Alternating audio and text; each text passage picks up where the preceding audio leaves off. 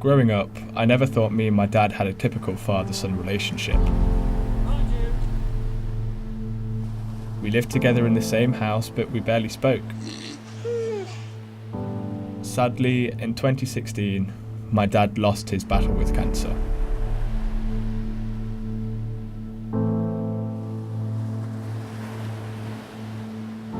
And 2 years on, it's time a window into his life is open. By talking to those closest to him, I'm trying to understand why we struggled so much to connect.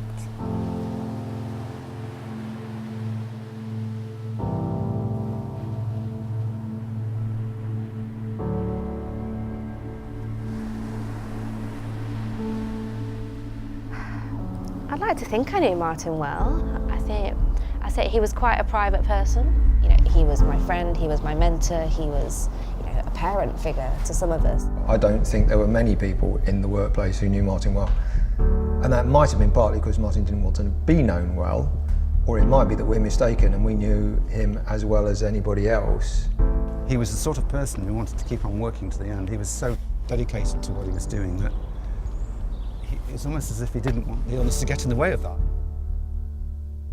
I wish I knew him better than I did, because I think probably like you, there's so much before I existed.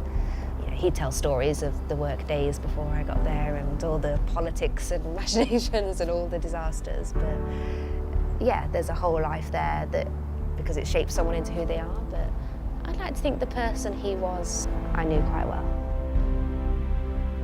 I think even when you're sort of blown off course a little bit, maybe you do get some sort of illness or you have an accident and your world changes.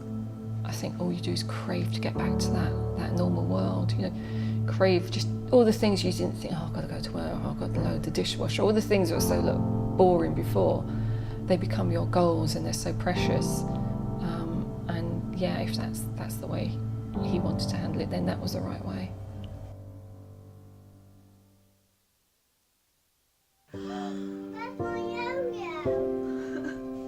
My mum and dad met at work. They then stayed together for the next 24 years. She understands better than anyone how my dad was. I first started to see Dad as a human being, not a work colleague, I think, at an evening out. And he was just such fun. He was kind, he was funny, he was nice to be around, and I felt like this bit of me that had always been missing was there, that had been put in place. And how did Dad react when you told him you were pregnant again? That was different because I was actually at a clinic at the hospital to be sterilised. Dad was waiting outside in the waiting room, and I said to the doctor, of course, actually, I'm 15 days late with my period. I said, but I'm getting old now, so it's bound to be just a hormone thing, I'm not worried about it. And he went, well, actually, I think I better examine you. And he did, and he said, you have all the appearances of being pregnant. And I just remember crying because the consultant just put his arms around me and hugged me and said, why are you crying? I said, because I'm 40 and I've had an accident. How am I going to tell people? He'd got mascara all over his white shirt. Anyway, the nurse fetched your dad in, and Dad stood there and he was looking really nervous then. And I just went, I'm pregnant. And he went, oh, bugger, and sat on the chair that was conveniently there. And he went, it doesn't matter, because we can do something about it. I said, what? And he said, well, and I said, no, we can't. We went away on holiday and the test results were due, and they told me that I could phone and ask.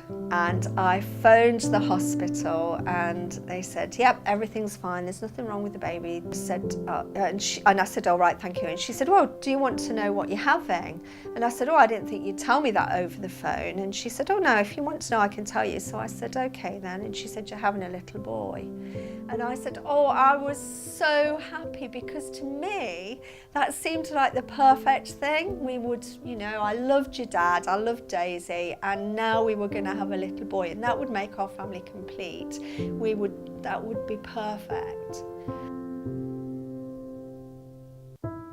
And he remained quiet for the whole 9 months of that pregnancy. He looked after me, he did everything for me that he could have done and that he did do when I was pregnant with Daisy, but he remained quiet through the whole of the pregnancy. I went out and told Dad. It was the old bugger moment again. And he did just say, oh bugger.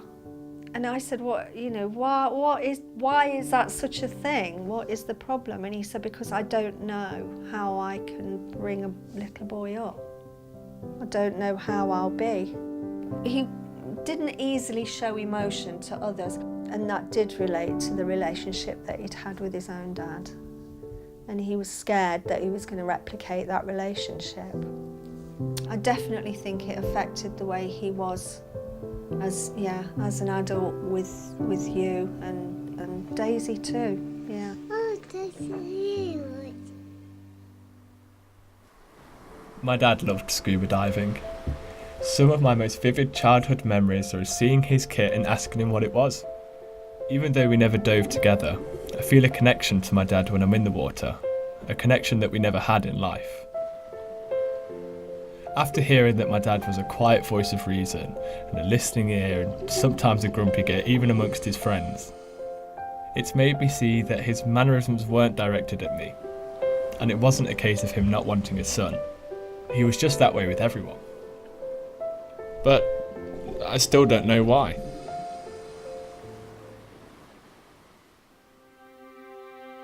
Steve was my dad's best friend, and they lived opposite each other back in the day. After a falling out, they kept in touch right up to the day of my dad's death. We'd got the same window cleaner, and this particular evening, the window cleaner came running across to my house, banging on the door. And I opened the door and he says, quick, we've got to try and get into your mate's house over the road. I think he's passed out on the bed, because he'd got his dry suit laid out on the spare bed in the front bedroom after he'd been out diving. I mean, he was always a quiet person, but as I say, not a recluse. He would take part in things. It's basically somebody that I could depend on. It was somebody that I could always talk to. I used to spend a lot of time going and pouring out my troubles on Martyn, and he would just listen. He didn't give any opinions, he didn't give any judgments, he just listened. Our nights out were usually on a Thursday, and we used to walk down to the Tapas Arca in Long Eaton. And we used to call it the bastard. Why? Because when you'd had quite a bit to drink, you couldn't say the Tapas Arca. So we used to know it, and it was always known as the bastard. Now, my dad was old-fashioned. I wouldn't say that Martyn was old-fashioned. It was just that I suppose, you know, he did struggle with being an open person and involving people with what was going on in his head and what he was doing.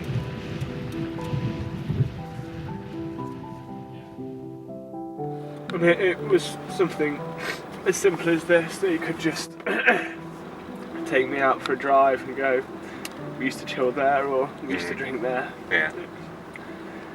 Just never did. And it felt like sometimes he just didn't want a son. No, it's not that, mate, at all.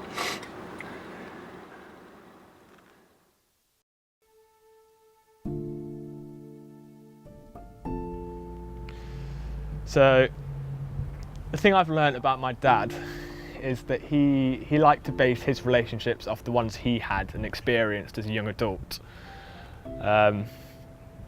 I think he really struggled to connect to his own dad as well, which could have really affected the way we were and the way he acted with me. But I think it comes down to that if I could ask him, do you think we had a normal relationship now? I think his answer would just be we did. I don't think he saw it as a dysfunctional relationship or as an abnormal relationship. I think my dad was just being my dad. And I don't know if it's right or if it's wrong that he acted that way or if he felt that way or did that, but I do feel like it's me that's had it wrong this time. And it's me that's overcomplicated our relationship, when what I should have just done is sat him down and said, Dad, I love you. Why can't we work this through?